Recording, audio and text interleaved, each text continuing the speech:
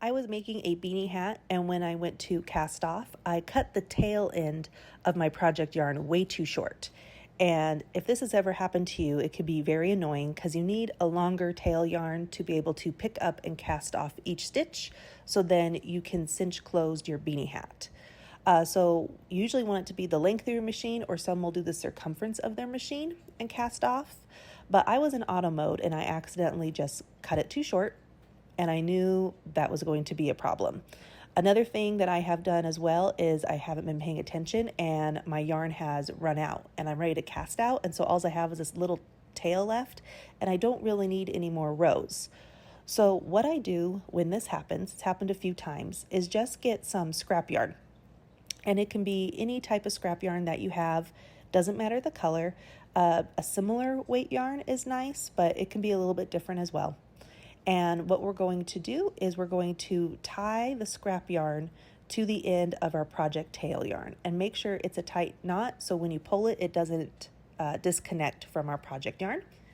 Then this yarn we can cut to be longer. And so now we have a long enough tail to be able to cast off and pick up each stitch off our machine. Now, a lot of times people will crank it one time around once you have it out of the yarn holder and then start to pick up each stitch. I find that's really easy to drop the stitch. So what I like to do, I'll zoom out. This is a 40 needle circular knitting machine. So this black needle is my number 1 needle. So the 40th needle, I still have the yarn hooked down into. And now at this black needle, when it falls, that stitch is now live and can be picked up.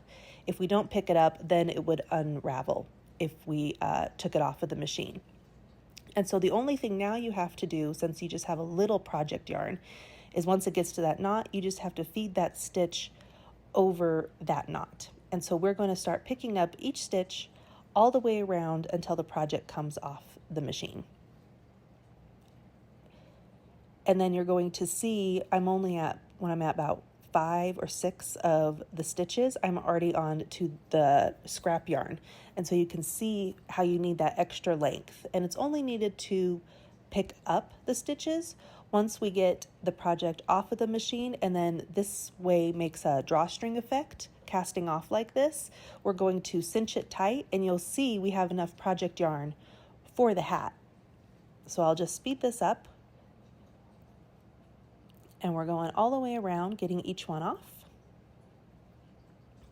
And now once it's off of our machine, we're going to do that drawstring. We're going to take the tail end of that yarn and we're going to pull it. Now, because we've connected 2 pieces of yarn together, there's that little knot. At some point, we're going to have to feed those stitches back over the knot again. So I'm going to zoom in and just show you how I do this. It just takes a little bit of time, but it's a lot quicker than redoing the whole project. So I feed each one over the knot, and I'll speed this up in a minute because once you get each one over the knot, you will pull it tight. You'll see how it's all closed and all the stitches are back onto our blue project yarn.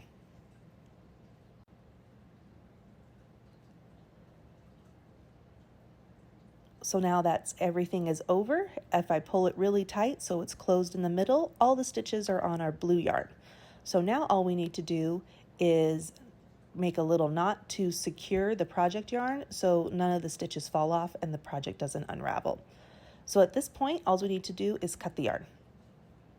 And we're just going to cut off our scrap yarn because we no longer need that. So he's done. He served his purpose. And now we need to tie a knot. So this is still a pretty small tail we have to work with. So I'm going to put it on my needle and I'm going to loop it through one of the stitches. And then instead of putting the front side of the needle in, it's so tiny it can fall out of the eye of the needle. But if you put it in back that way, if I tried this way, it's going to fall off. But if I just push in the back of the needle, we have enough yarn to be able to do it that way, and we just secure it tightly. So now those are all secured. We can finish making our beanie hat. Now this is the way to make the double layer beanie hat. So I put it, the one side that we cinched down inside the other, and now we're going to close the other side around it to make a double layer. And so the other side was our cast on. So what's really nice about that is once we cinch it down, we definitely have enough yarn left over where I tied the 2 tail yarns together, and then I used that extra long tail end of the project yarn from the cast on to sew it back and forth to make sure everything is secured. I do have a couple step-by-step tutorials on how to make the double layer beanie hat on my TikTok page. I will link them in the video description below if you want to check them out and make a hat for your own. So I hope this little hack helps you if this ever happens to you. Happy crafting!